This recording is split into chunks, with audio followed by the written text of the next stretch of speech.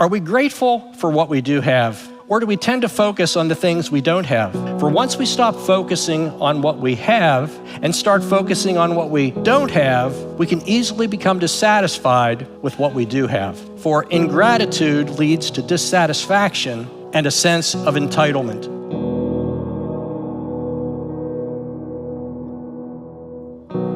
Withholding gratitude is a choice and reveals we're really not that grateful after all. In Luke 17, we see an encounter Jesus had with 10 lepers. Now, on his way to Jerusalem, Jesus traveled along the border between Samaria and Galilee. As he was going into a village, 10 men who had leprosy met him. They stood at a distance and called out in a loud voice, "Jesus, Master, have pity on us." When he saw them, he said, "Go, show yourselves to the priests." And as they went, they were cleansed.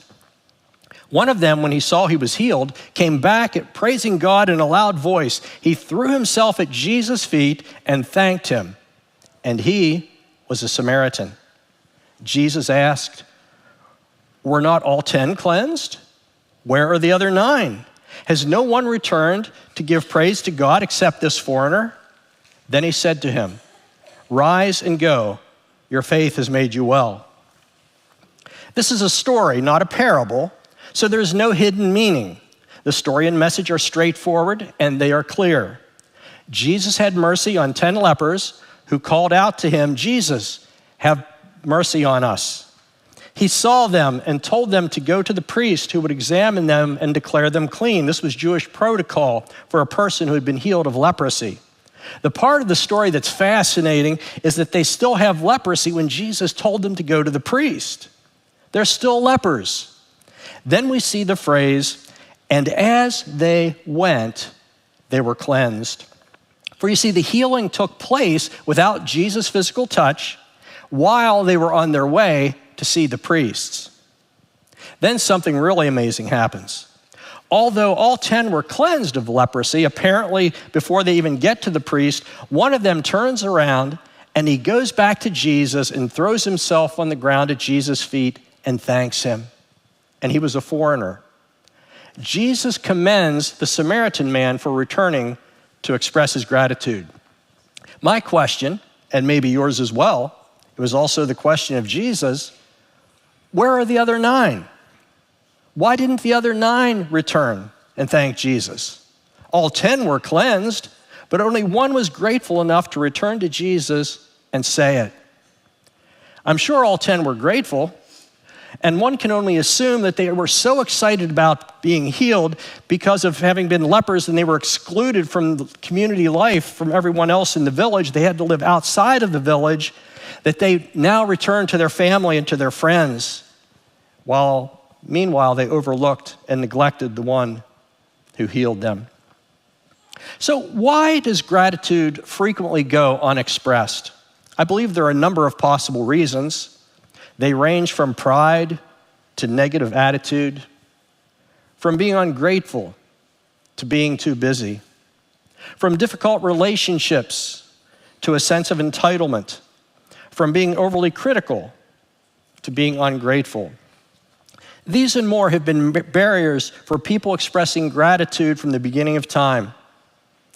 In the first 2 chapters of the book of Genesis, it says that God created the heavens and the earth and all that exists, and it was good.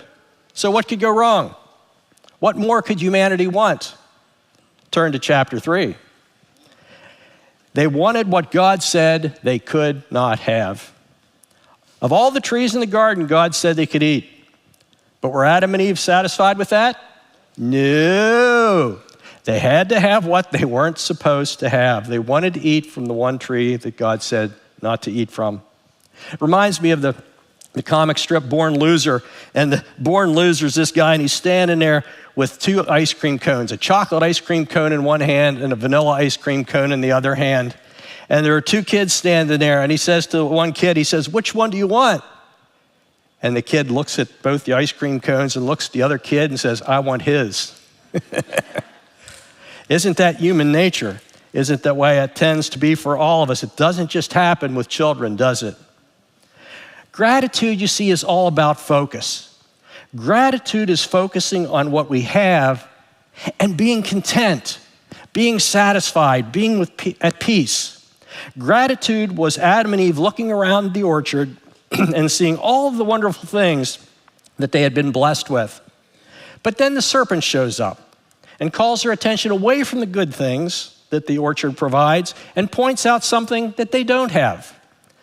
There was an entire orchard they could have chosen from, except one tree. And suddenly they begin to make a shift from being grateful for what they have, and they begin to desire something they don't have. This is ingratitude. So how do we define ingratitude? I believe ingratitude is focusing on what we don't have and becoming discontent with what we do have. Sounds all too familiar, doesn't it? I'll be happy if. I'll be happy when. If only I had this. I'd be happy, or only if I had that. Are we grateful for what we do have? Or do we tend to focus on the things we don't have?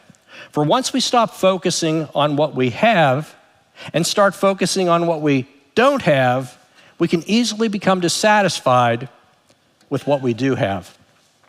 For ingratitude leads to dissatisfaction and a sense of entitlement. I proudly drive a 2009 Camry.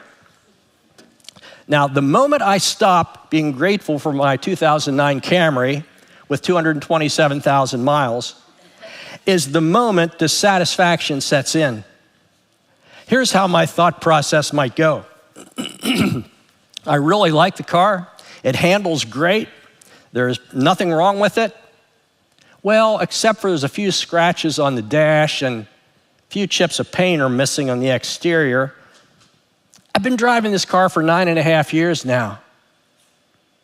Nobody drives a 17-year-old car anymore. And I begin to think I deserve a better car. So I start looking at other people's cars. When I drive around, maybe even the church parking lot on a Sunday morning, I begin to look at cars online. I might stop at a dealership and walk around and kick some tires. I'm feeding the dissatisfaction of what I have. And then the real temptation, allowing those thoughts to take action. In my example, the last thing I want to do is to get in a car, or worse yet, take a test drive of another car, right? Then all of a sudden, I'm no longer happy with what I've got. I remember my dad telling me when I was a kid, he said, boy, when you're looking for a car, don't ever look at a car that is more expensive than what you can afford, because once you sit in it or once you take a test drive in it, you're never going to be satisfied with something that is less expensive. We were shopping for furniture a couple weeks ago, and on the way by, I saw these chairs. Anybody heard of these stressless chairs?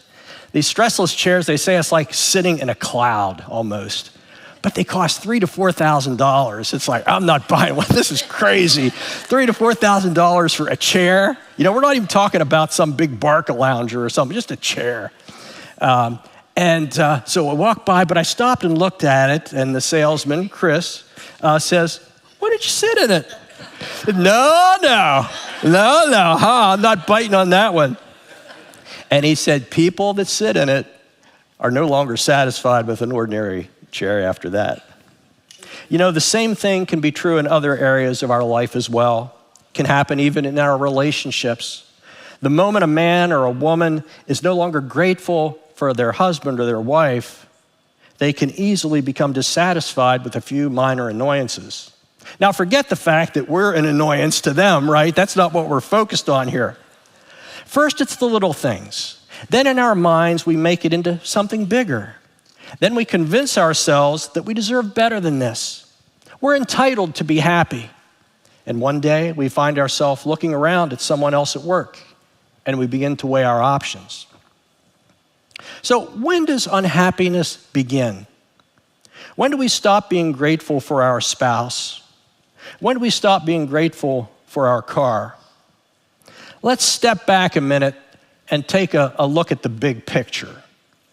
In Romans chapter 1, Paul writes these words, for since the creation of the world, God's invisible qualities, his eternal power, and divine nature have been clearly seen, being understood from what has been made, so that people are without excuse. Since creation, humanity can look at the universe and its vastness, its mystery, its immensity, its beauty, its awe,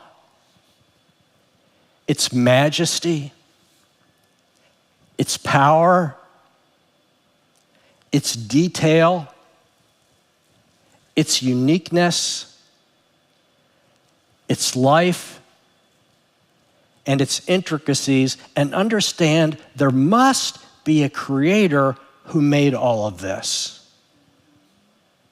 So, how can people see the same creation yet come to different conclusions about God? The human body is an amazing thing. We can see something with our eye. The visual is then transmitted through the optic nerve, which is a highway, if you would, where visual information makes its way to the brain. The brain then decodes what to do with the visual information. The brain decodes the message sent by the eyes, and with its ability to fill in gaps and make assumptions, often creates a version of the visual world that aligns with our experiences, our expectations, and our desires. In other words, what we see is manipulated by our brain into our preconceived assumptions and made to fit with reality as we have experienced it or as we want it to be. Now listen to what Paul writes in the next verse. For although they knew God, they neither glorified him as God nor gave what? Thanks to him. But their thinking became futile and their foolish hearts were darkened. Did you hear that? They knew God existed by what they saw, but they refused to acknowledge him as the creator, even though they saw it with their own eyes. Because the information was transmitted then from the eyes to the brain, and the brain decoded it and made its own assumptions, creating their own reality with their own expectations and their own desires. Their thinking then became futile, their foolish hearts were darkened, and God gave them over to the sinful desires of their heart. How did this all start?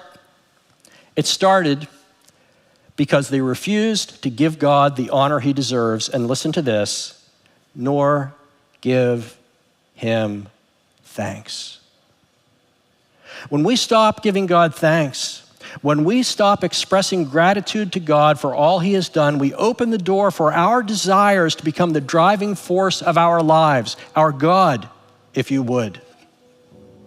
So how can we grow in this area of expressing gratitude so we don't get off track and lose focus? I'm going to suggest 4 practical ways for us to express gratitude. The first is to use words. Use words. Using words to express gratitude is the most obvious. First and foremost, this involves giving thanks to God for the many blessings we have experienced. This is an essential component of prayer, which is conversation with God. We also use words or sing songs to express our gratitude to God, as we just did moments ago, for what he has done for us individually and as a congregation, the church, the people of God.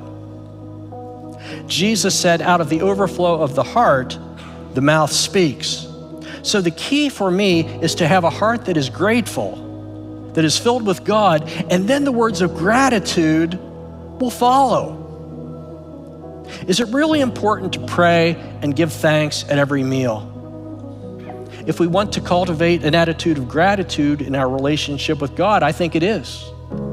Well, someone might say, well, we only do that when we have company. So are you saying that you're not grateful the rest of the time? If we want to grow in gratitude, we must express and practice expressing gratitude as much as possible.